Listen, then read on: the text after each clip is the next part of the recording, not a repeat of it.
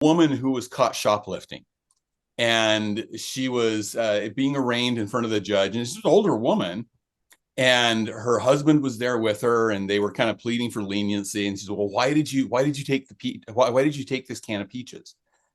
And she said, well, we were really hungry, we're really poor.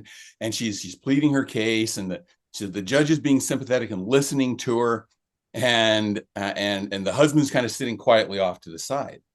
Well, finally, the judge comes to his conclusion, says, okay, how many peaches were in that can of peaches? And she said, 4. And he says, okay, then I sentence you to 4 days in prison. And the husband raised his hand and said, she also stole a can of peas. I love that joke. Mark Carpenter is the author of the best-selling book, Master Storytelling: How to Turn Your Experiences into Stories That Teach, Lead, and Inspire. And most recently, he wrote Lead Like a Person, Not a Position. Earlier this week, I sat down with Mark and got him to reveal some of his next-level ninja storytelling techniques, which will help you become an effective storyteller no matter what your goal. We cover things like how storytelling actually changes your listener's brain chemistry to like you more and trust you more, and a simple but powerful 3-step story structure anyone can use to create these chemical changes. So our 3 steps are: there's an introduction. This is your current state. What's going on? Who are the relatable characters? This is where you tap into the oxytocin. And then there's a conflict. Something happens to get in the way of reaching the goal. That's where the cortisol comes in. And then there's the change at the end. And that's where the dopamine comes in. How to use stories to sell things by turning your product or service into an experience instead of just a bunch of features and benefits. And this happens all the time. You see it with salespeople. They're going to tell you, oh, well, it has this type of memory foam, and it has this type of reclining head, and it has this kind of warranty, and it has this type of materials in it, and it has this and this and this. That's not what people buy. What are people buying? People want to buy, you're going to wake up feeling better than you've ever felt. We also do a deep dive into how Mark trains newly appointed leaders in the area that they get the least amount of training. I think we set up first-time leaders to fail because we take a good individual contributor and we say, congratulations, you're great at your job, now go lead people. And what kind of skills do we give them to help lead people? Usually not much. I learned so much from my interview with Mark Carpenter, and I'm sure that you will too. So now, without further ado, here's my conversation with Mark Carpenter. So good. Okay. It's like, okay, there's a little twist there. Yeah. You were expecting to come out of the end of this. Part 1. How much detail should I include in my story? This is one of the questions that I think of all the time when I'm telling stories. How much to leave in terms of detail and how much to leave out? You want to paint a picture, like you're saying. And so you want people to experience the woman in the courtroom and the judge and the husband and the can of peas. You want to give them that picture, but you also don't want to lose them in the details. So how much is too much, and how much? What's the golden rule for that? Yeah, and the golden rule that I put on that is to focus on what your intent is. We very much focus on storytelling as a way to teach, lead, sell, and inspire. We kind of use those 4. In fact, the subtitle of the book is how to turn your experiences into stories that teach, lead, and inspire. If I had to do it again, I would put sell in there too, because that's a market that has become very prominent for us is the sales market. But it's having that focus on what's my purpose? What's the purpose of me telling this story? And that will help you edit, because then you leave in the details that will lead to that purpose and leave out. I think I've heard you use this analogy in one of your previous podcasts, where about a pilot on a plane. In fact, I think you were talking about it with the Jerry Seinfeld method and things like that. Yeah, it could be. That as the storyteller, you want to be the pilot on the plane that's just taking people on a journey. Well, you got to know where the journey goes. And the people who give every little detail of every little experience, I refer that as to that as not landing the plane. Mm-hmm. People flying around looking for your point is usually what's happening in that situation. So if you know what your destination is, That helps you to know, okay, these are the stops that I need to make along the way to that destination. And if there's anything within the experience, within the story that doesn't serve that point, leave it out. Get it out of there. Wow. That's a great, just a great guideline, I think. So for example, if you want to teach, so it could be that there'll be more detail in there because there's some side points that are lesson worthy.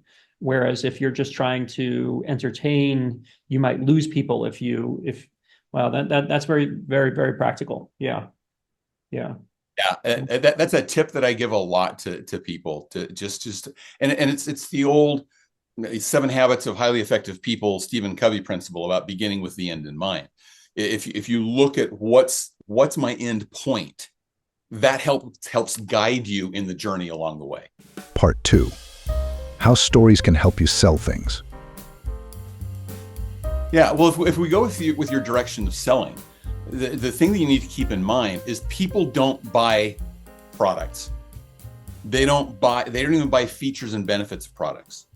They buy the experience they're going to have based on that product. So, for example, I'll just go with having a good night's sleep. All right.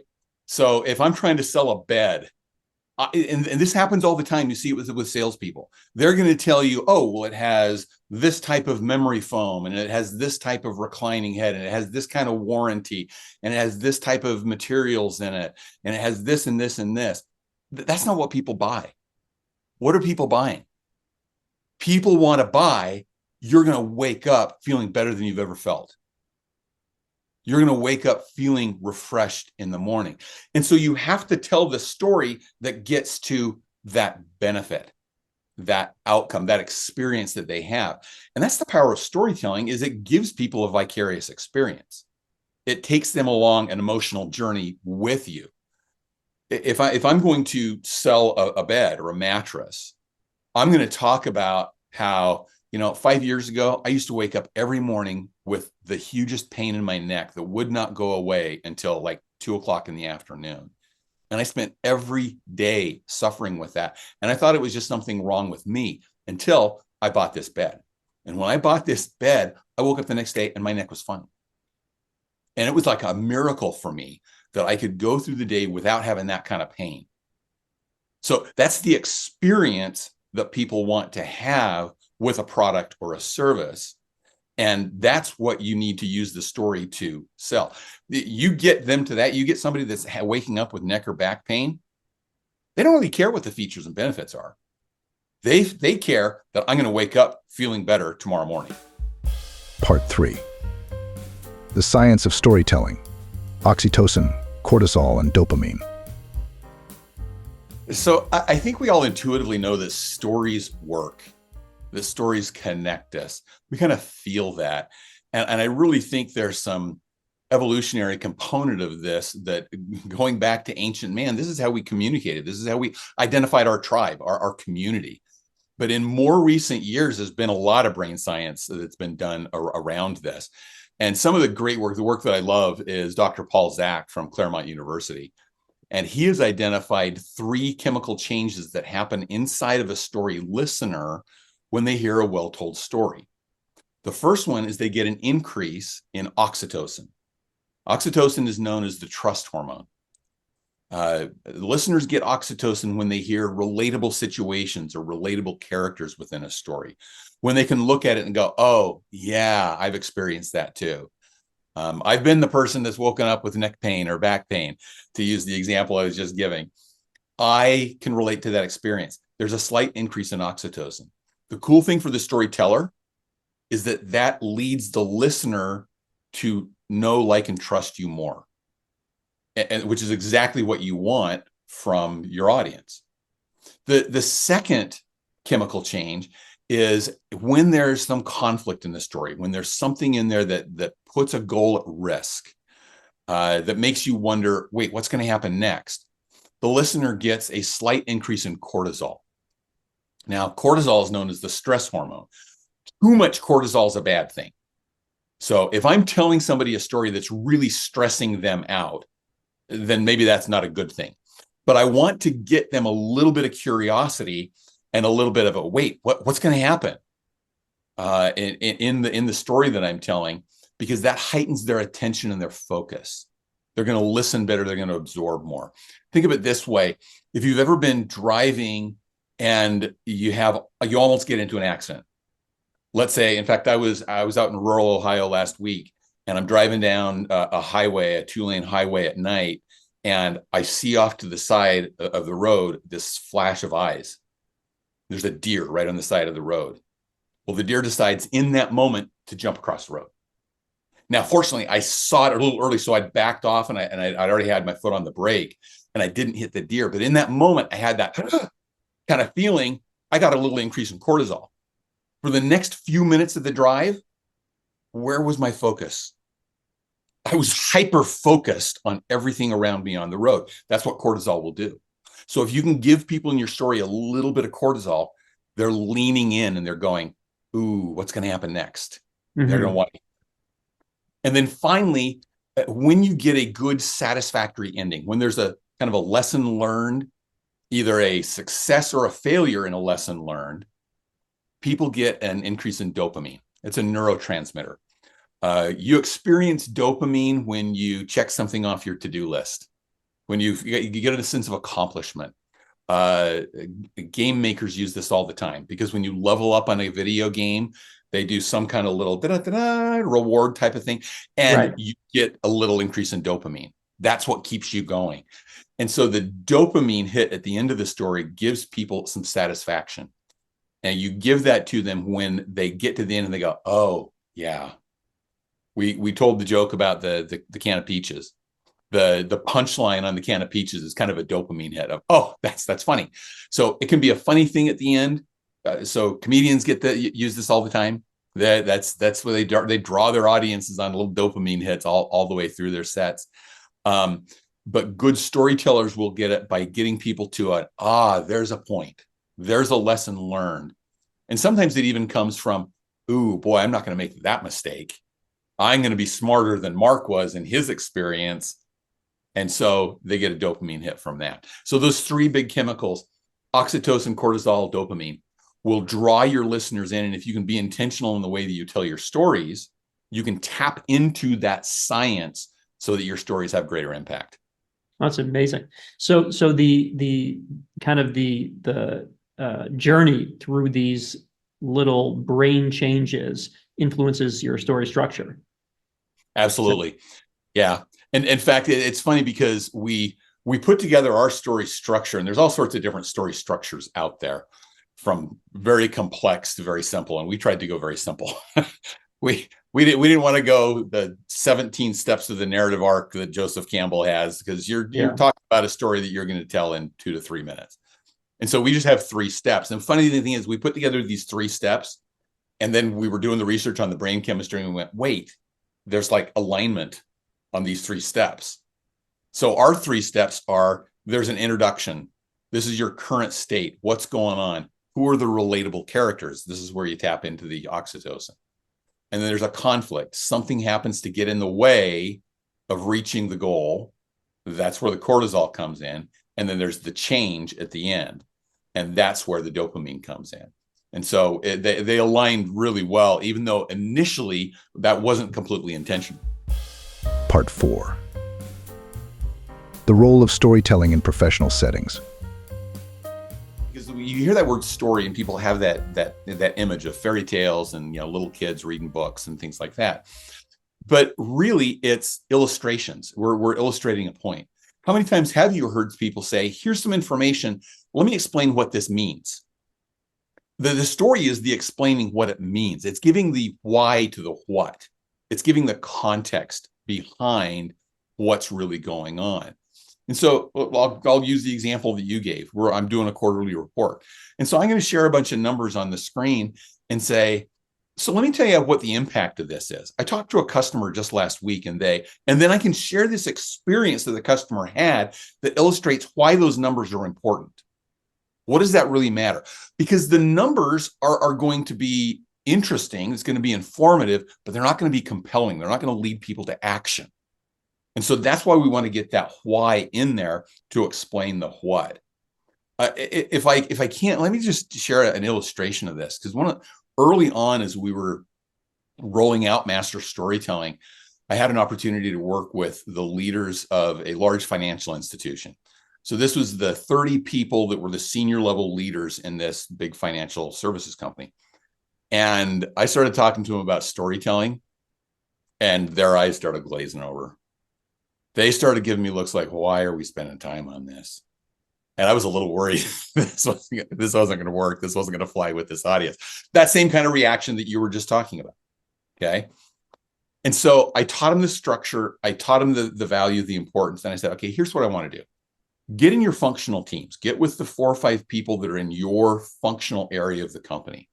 And I want you to identify an experience that happened within your group that shows how your team is supporting the top line goals of the organization.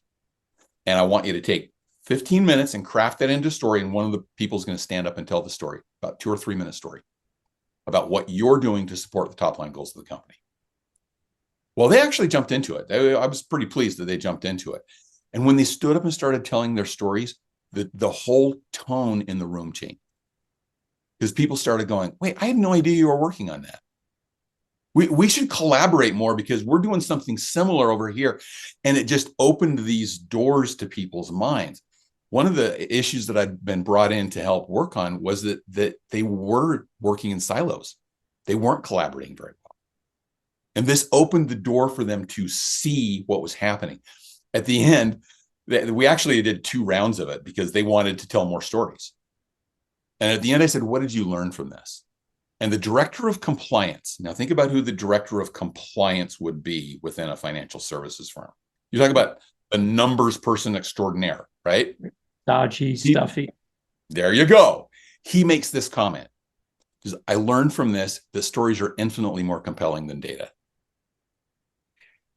Yeah. And so it's like, yeah, we think, this is too light. This is too fluffy. No, this is really about serious business, but it's about showing what the results mean to people and how they connect to it. And that's what compels people to action. It's so useful. So if I understand correctly, it's making the unrelatable relatable. Yeah. Yeah, very much so. Very much so. And there's a lot of people who will say, like the director of compliance, I relate to the numbers. I can relate to that perfectly well. And maybe that's true to a degree, but most people can't. And so we got to get, it's the giving them the why. You know, what does this mean? Why is this important to me? I'm not going to get the quote right, but there's a great quote from a neuroscientist where he said, information, what's the word that he uses? Oh, information helps people make decisions, but emotion leads people to action. And you want people to do both. So you want the information. I am not at all saying discount information, just tell stories. It's the combination of the two that's powerful. You want them to be able to make decisions from the information, but you want to move them to action with the stories. Right. I would reckon that the numbers people who can relate to the numbers, they're automatically interpreting that the result of those numbers as a story in their brains, whereas other people can't access it in that way. Is that I think that's a really great perspective. I've never thought of it that way, but I think you're right, Daniel. I really think that they, without consciously thinking about it, they are telling themselves, oh, that means this and this and this and this, because that's based on their experiences. Yeah. And that's the tricky part. Other people haven't had their experiences, and so they don't know what that means. This is another area that I teach storytelling a lot. Is a lot of times you get into organizations and they have like missions, visions, values types of things, these words on the wall, right? And the people who put those together, they have a really clear idea of what that means. But the people who are reading it don't necessarily have that clear vision. And so the story moves mission, vision, and values from words on the wall to behaviors in the hall. It's what are people doing that demonstrates what you're reading up here on the wall. I in this interaction that I had with some leadership teams in Ohio this past week, we talked about that. They had some kind of high level vision types of words. And I said, okay, what are the behaviors? What does that actually look like in real life? And then people were coming up with experiences and examples that demonstrated what does it look like as our team is number one? What does that actually look like in behavior? And it was amazing what they came up with that were very powerful, real experiences. Hey everybody, I've got a new sponsor. It's my friend and colleague in comedy, comedian Ellie Leibowitz. You may recognize Ellie from some of the hilarious J-Sketch videos, like the one about the stresses of getting ready for Shabbos on a short Friday, or the awkwardness about explaining to your boss about taking off for so many Jewish holidays, or the one about sending supplies to soldiers in Israel. Each one is spot on and brilliantly funny. Ellie's performed at hundreds of shuls, schools, and JCCs across the spectrum of Judaism, and he always gets rave reviews. He delivers relatable, funny, and clean content perfect for any Jewish event. Listen to this short, hilarious clip from Ellie's stand-up routine. It's one of his most popular on Instagram. It's Ellie talking about Yom Kippur davening. I try to have an inspirational Yom Kippur davening, but I'm like you, I'm counting the pages, dividing by 2.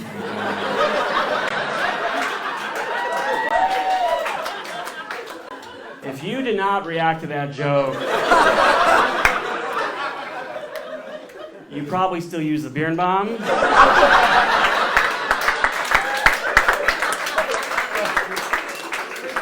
And I hope you've updated your AOL email address. And it says, some shuls say these paragraphs. And you're like, please don't be some shuls. Is there any sweeter words in Jewish liturgy than most congregations omit this? Unlike a lot of comedians that shuls hire and later regret when they go off the rails with offensive material, Ellie works 100% clean and never mean, guaranteed. Check him out on Instagram. It's at EllieComedyAgram. And to book Ellie for your next event, visit elliecomedy.com and mention the Maggid Method podcast for discounted pricing. Ellie's performing on December 21st in Beit Shemesh and December 24th in Yerushalayim. Tickets are available via Ellie's website at elliecomedy.com, ELICOMEDY, elliecomedy.com/Israel. Now back to our program. Part 5. How to turn everyday experiences into powerful stories. And I know that you've said that a kind of a signpost for a story-worthy type of experience is a strong emotion. It's something that elicits a strong emotion. So how does someone take an experience with a strong emotion and then turn that into a story that will check some of those boxes? Yeah, and thank you for getting that point in there about it's not every experience in your life is going to be a teaching moment, but those that you have a strong emotional reaction to one way or another, there's likely a lesson embedded in there. And so there's kind of two approaches to look at it or to take to go into it. A lot of times things will happen to me. I will note the experience. I'm not exactly sure what the lesson is I need from that. And then at times something else will come up and I go, oh, that's what this story teaches. And then I can make that connection back into it. At other times, I go into a speech or a lesson and I think I need an illustration of this point. And then I start looking for experiences in my life that helped illustrate that point, or talking to other people to get their experiences that they can use. I had a really interesting situation around that just a couple of weeks ago. I was in Wisconsin visiting a friend of mine after I'd done a speech up there. And I was talking about an event that I was going into about leading with greater humanity. And this friend of mine, she said, this reminds me of a principal that I had in one of my high schools. And I said, tell me about it. Well, she told me this great experience about how this principal took a high school that was really kind of the last chance high school. It was for the kids that were failing and nobody expected them to succeed. And they kind of wanted to get them out of the regular high schools so that they could not distract the other students who were trying to succeed. And how this principal turned that school around. And she's telling me this experience, and I'm like, oh, I have to use this in the speech that I'm giving next week. And it was just a moment right there. So part of it is just paying attention to what are those lessons you need to teach? And it's almost like the universe sends them to you when you're looking for them, when you're paying that level of attention to it. Right. And then I had to take the experience that she shared with, which had a lot of detail, and say, all right, what's my introduction here? Who am I talking to? How are they going to relate to this? And so there's a key component to it as well. Know your audience. Who are you talking to? Because if I am talking to a group of financial services leaders, that's going to be different than when I'm talking to a group of school principals. I'll just go to do a different audience. And so I might want to frame it a little bit differently for the different audiences, but frame in who's the character they can relate to, or what can they relate to about this character. Now, maybe I'm telling the story about the high school principal to a group of financial services people. And I might want to throw in a question there as I'm introducing it to say, have you ever been in a leadership position where you were struggling to get people to just follow the standards?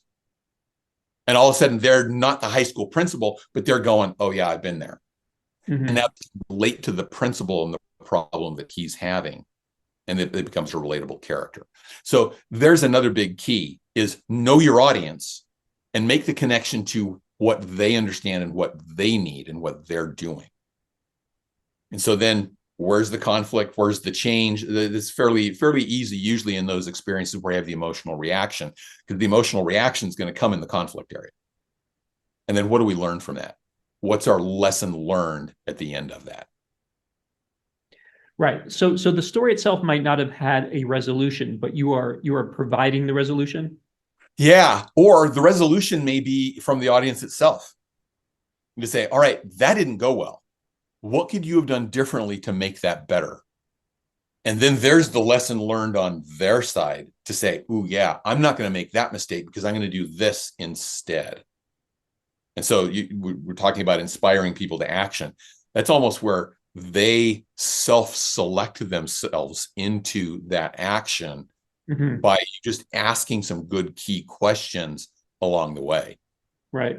It reminds me of a movie where, let's say, everything goes wrong at the end, and everybody just dies, and then the movie ends, and it ends on a there really is no resolution. The viewer has to take away that crime doesn't pay or whatever it is. It's the resolution is provided by the audience, not by the script.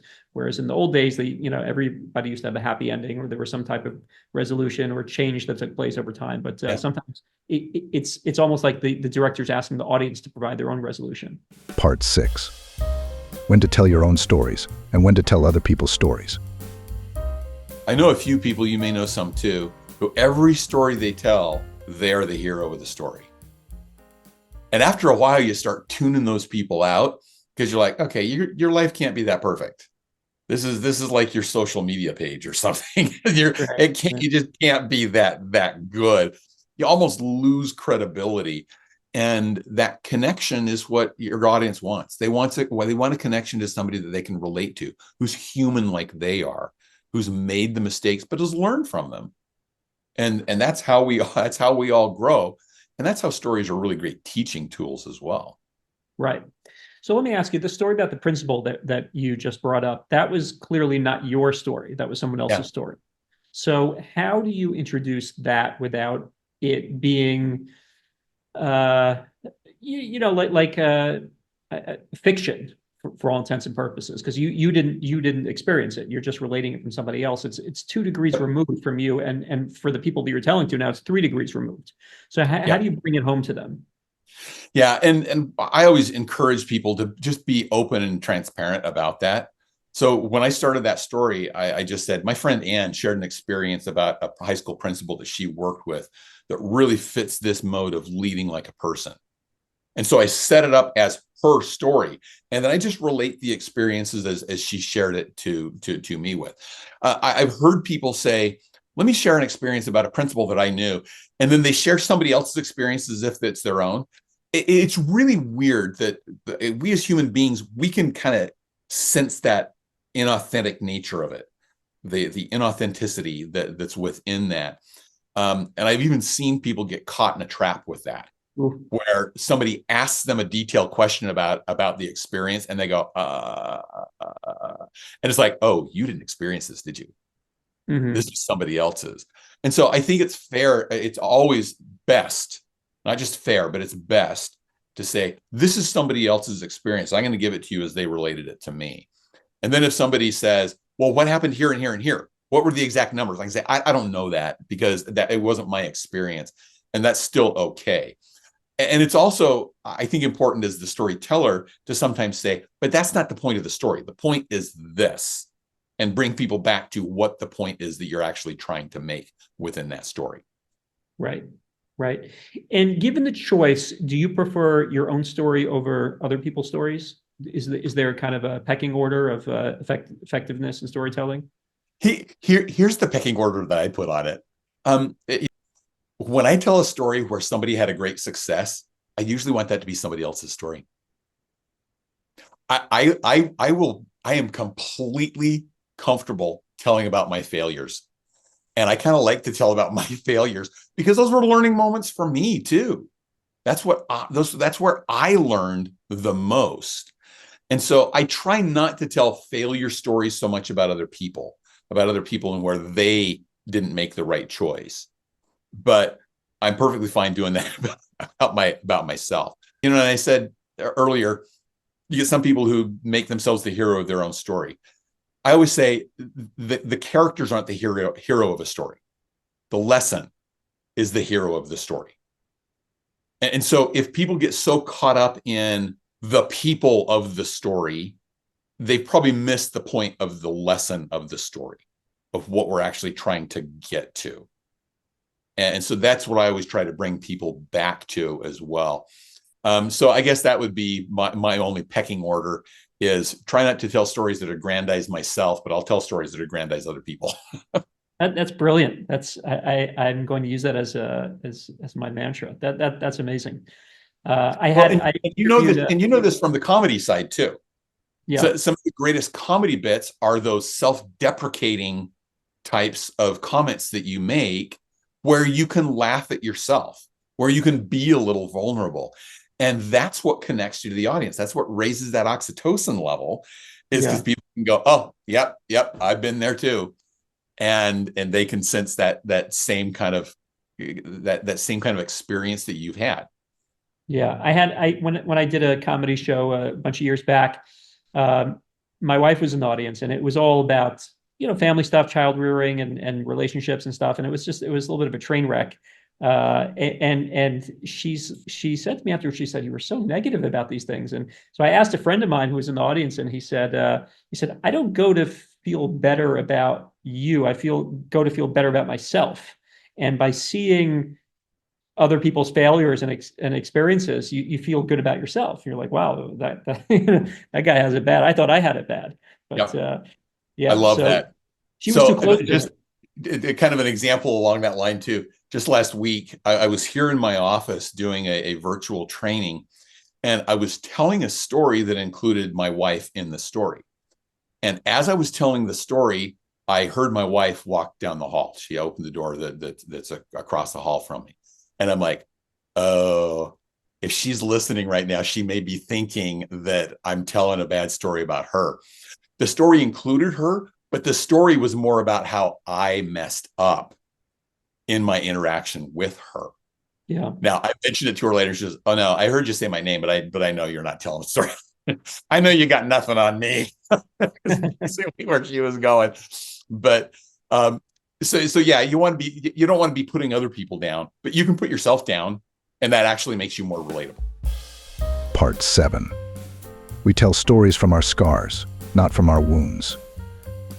So what are some of the boundaries that you would say in professional settings about, how far to talk about your failures, how to be personal and relatable, yet at the same time, you're the leader and you need to show some strength and experience and wisdom. And so what would some guidelines be for that? Yeah. And of course, in saying all this, you don't want to set yourself up as a total dolt, that you're totally incompetent and you're the bad person. But it really, I think, comes in from what did I learn from that and how did I improve from that? And that's what people want to see. because a lot of the stories I tell are things that happened to me in the past, and then I'll say, and I made this mistake, and that's what I learned from that. This is how I'm trying to be better. And so it's that movement along the way. There's a story that I tell regularly about airline travel. I'll tell you, if you travel at all, you've got all sorts of stories that have emotional connections to them. And I was trying to get home here in Utah, where I live. I was in Philadelphia, and I had to make a connection through JFK in New York City to get back to Salt Lake City. And it was storming. It was snowing in Philly. We got on the plane, and they announced everything's going to be fine. We've checked all the connections. You're all going to be okay. Well, of course, the plane goes out, and before it can get on the runway, what does it have to do when it's snowing? Go through the de-icing process, right? So we went through de-icing, and then we got back of the line. Well, the line was so long, we had to go de-ice again because it was too long. And so everybody missed their connecting flights. And so I'm in line at the customer service counter in JFK, bugged about this and ready to give these people a piece of my mind and tell them how they lied to us in Philly, and you can't be doing this to people. And I had my ire up and was justified in it. And I'm about 3 people away from the front of the line, and I hear this guy on the phone in the hallway behind me, and he is screaming at the top of his lungs, and clearly at a customer service person. And he is just yelling at them and cursing them. And I looked at the 3 people at the customer service counter in front of me, and they're looking at each other kind of sideline. One of them says to the other, if he comes up here, I'm calling security. And in that moment, I went, I don't want to be that person. That's not who I want to be. And that changed how I approached them in that situation, and even how I felt about that situation, because I realized they didn't create the problem. They're trying to help me through the problem, but I have no business yelling at them because they didn't create the problem. They're probably having as bad a day as I am right now because of the decisions that were made back in Philadelphia.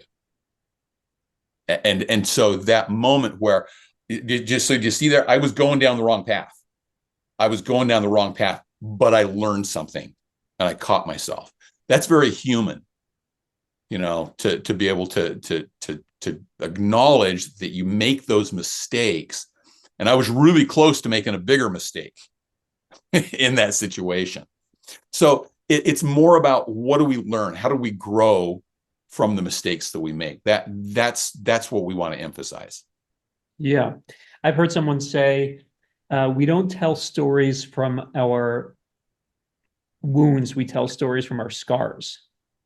So while the wound is open, you're not there to share or have therapy, a session with the audience. You're there to, you have a battle scar. You learn a lesson, hopefully, from the battle. Yeah, I like that description. Because it doesn't need to have a little space in it so that the pain's not too raw. Right. It's like the equation for comedy, right? Tragedy plus time. Yeah. Yep. Yeah. Part 8. Lead like a person, not a position.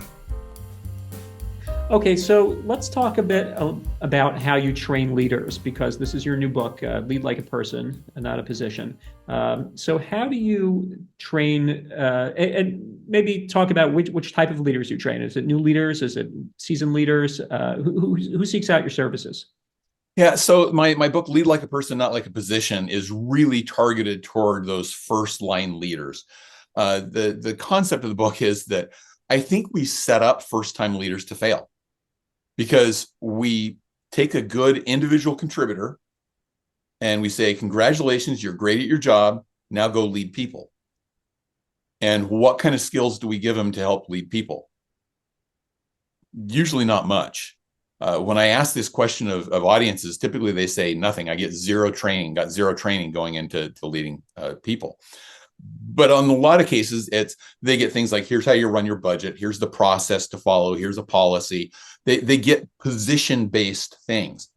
And then when times are tough, people lean back on what they know.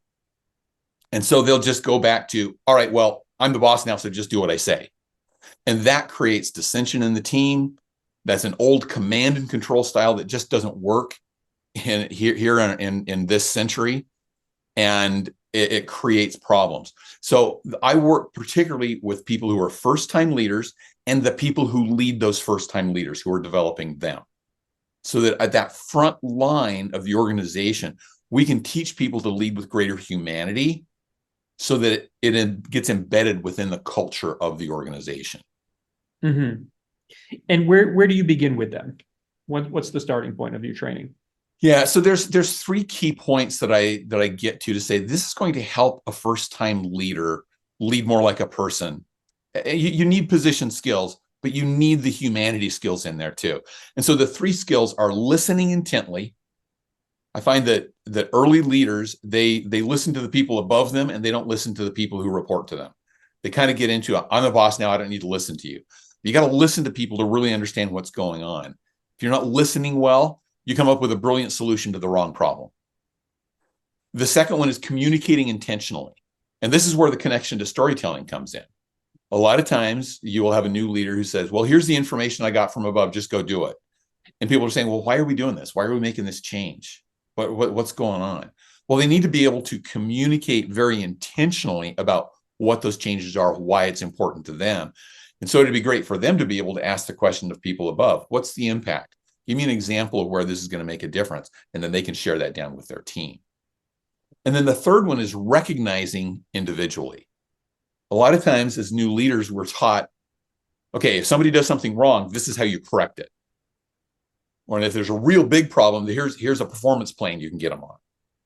But what we don't do is, what do you do when people do things right? And so what tends to happen is we focus on everything that people do wrong, and we don't acknowledge at all what people do that's right. And that is where humanity really comes in. If you're working for me, Daniel, and you've put extra effort in on a project, I get a lot of mileage out of saying, Daniel, man, thank you so much for putting that extra effort in. By doing that, it saved this customer. It really helped the rest of the team too. And I just wanted you to know that I saw that, and I appreciate it. That goes a long way to getting people to do the right behaviors. Whereas we tend to focus on, oh, hey, Daniel, you really messed that up. We got to get this correction on that. But then I ignore the 8 things that you've done well and focus on that one thing that you did wrong. And so that's a reversal for that leadership principle of just recognizing people individually. So I find that those 3 skills help get people on the right path. Those aren't the only skills you're going to need as a leader, but they help people to focus on the people they're working with, who are on their team, and helping establish a community within the work, not just a set of, I'm in this position, you're in that position. Are the leaders that you work with, are they receptive to this, to you coming in and working with them? Sometimes it could be that the person that trains the leader brought you in, but how do they receive you? Yeah, very much so at this point. I'm getting a lot of responses on that of, where was this when I first became a leader? Where this is what I missed out on. I can look back at my mistakes. And honestly, that's why I developed it, is I look back on my early leadership and think of the mistakes that I've made and the regrets that I have from that. And I'm trying to get people to not have those same regrets. But yeah, the organizations that I've been working with have been really receptive to this idea of, let's treat people like people. I think more and more people or organizations are seeing that the turnover that they get, the lack of engagement that they get, comes directly from how people are treated by their direct leader. And there's a direct correlation there to, we get people leaving or quitting but not leaving. They're quitting in place, and it's because of how they're treated by their people. There's an illustration that I have in the book that came from a friend of mine that I was talking to about this as I was writing it, where there was a person he was in human resources, and there was a person who was leaving the company after being there only just a little over a year. And in her exit interview, he was talking to her about, why are you leaving? She said, well, I had this good opportunity. And at the end, he just said to her, well, I just want you to know how much we appreciate you. You have actually been a great contributor here, even in a short time. that you've done good work here, and I just want you to know I really appreciate that. And this woman he's talking to burst into tears, and he's like, "What did I say that upset her that much?" And he was like, "I'm sorry, did I say something wrong here?" And when she got control of her emotions, she looked at him and said, "That's the first time anybody has ever said they appreciate my work here." And he looked at that and said, would she have stayed if somebody had just acknowledged her contributions and acknowledged her as a person? Would she have stayed with the organization? And so that's what I'm trying to get past, is some of those challenges that we face. Yeah, amazing. And so tell me how the role of storytelling works in, let's say, difficult conversations or tough situations. How would you use storytelling to kind of finesse those types of difficult scenarios? Yeah, and so I'll go to two directions on it. Let's say not following a process. Okay, people aren't following a process, and you've been pounding on this, and they just aren't getting it, and they aren't buying into it. Can you tell the story that says, here's what happened when you didn't follow that process? It says, okay, I get it. It's easier for you to do it this way. But when you do that, Jake over here, he has to deal with this and this and this and this. And that makes him work extra time and makes life harder for him. Do we really want to do that to our teammates? Do we want to put that burden on them? If we can just make this little change, that's going to make other people's lives easier. And it may be somebody within the company, it may be a customer, it may be the end result for the organization. But to show them the effect, it's showing impact. So it's not just do this, it's what's the impact. And then I'll go on a personal basis. If somebody's just not performing up to par, maybe the story I tell is, by you not doing this, other people on the team, they're picking up the slack for you. And you may not be seeing it, but they're putting in this extra time. And do you want to be that teammate? Do you want to be the weak link in this whole organization here? So it's really connecting them into, what do you value that will help you to make these changes? Now, let me go to the extreme version of that. Let's say it's to the point where I've got to let this person go. Well, I could illustrate the point that this and this and this has happened, and you haven't been able to make these corrections. And so that looks to me like this is just not a good fit for you. And I want you to feel successful in your job. And I don't know that you're going to feel successful in this job. Let's talk about where we could transition you to someplace where you'd be more successful, whether it's within this company or if it's someplace else. But if I care enough about you as a person, I'm going to have those conversations, and I'm going to show the connection to you, not just you're irritating me, you're bugging me, but this is why it's good for you to make these kind of changes. Part 8. AI. Amazing. I think we only have about 5 more minutes, but I want to get your opinion on AI and storytelling. So when AI was first started blowing up a few years ago, I was one of the resistors. I was, no, you can't use AI with storytelling. That is false. That is somebody else telling your story. And I've softened my stance on that a little bit. But here's where I have used AI. I do a lot on LinkedIn where I'll put out an experience that I had and illustrate a point with it, trying to eat my own cake, by saying, yes, I will share experiences that I've had in stories that teach, lead, and inspire. Okay. And I've gotten to the point where I'll write them out, and then I drop it into an AI chatbot and say, how would you streamline this story to make sure that this is the point that's being made? And it's really interesting that I've come back with some things that I've seen from that and gone, no, I don't like that. And others that it's like, oh, that's a brilliant little twist there. The other thing that the AI chatbot that I use will do is it'll even put little icons in there, because I'll tell it, this is for a LinkedIn post. How would you make this stronger and maybe 40% shorter? How do I trim this down a little bit, but still make the same point? And so I use it as an editing companion to just bounce ideas off of. The key for me is I don't just take what AI writes and drop it in, because that never sounds like me. But I do take suggestions from AI and go, all right, I could work with that. And I can see how that could be stronger. So I think that there's a great opportunity for us to use AI to give us ideas that maybe we didn't think of ourselves, but not to have it right for you. When one of the answers that I give to the question, how do I get better at storytelling, is listen to storytellers. Listen and learn. And listen not just for, oh, that was a great story, but why was it a great story? What was it about that structure that made that a great story? And so that I encourage people to just go far and wide, listening to good storytellers, watching good stories, even in film, reading good stories in books, and going, okay, why did that work? Why was that helpful? How can I apply that? Because there are great storytellers all over.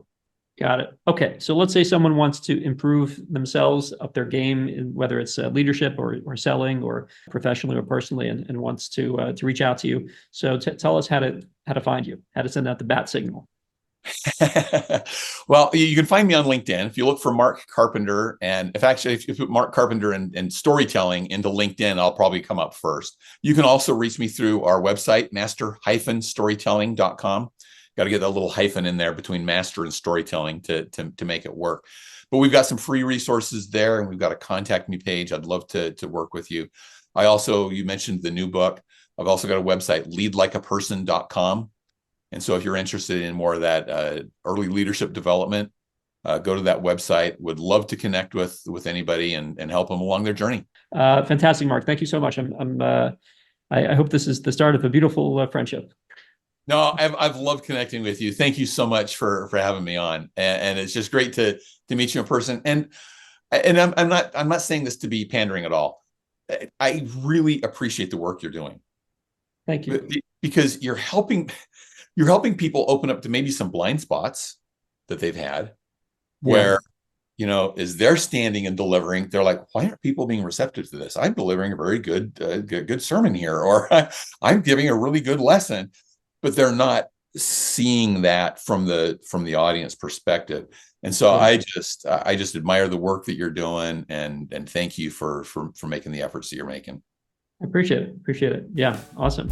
Let's keep in touch. There's a secret that great public speakers know. Did you know there's a method for cutting straight through to an audience's heart, grabbing their attention and holding it, and making a memorable impact with your presentation?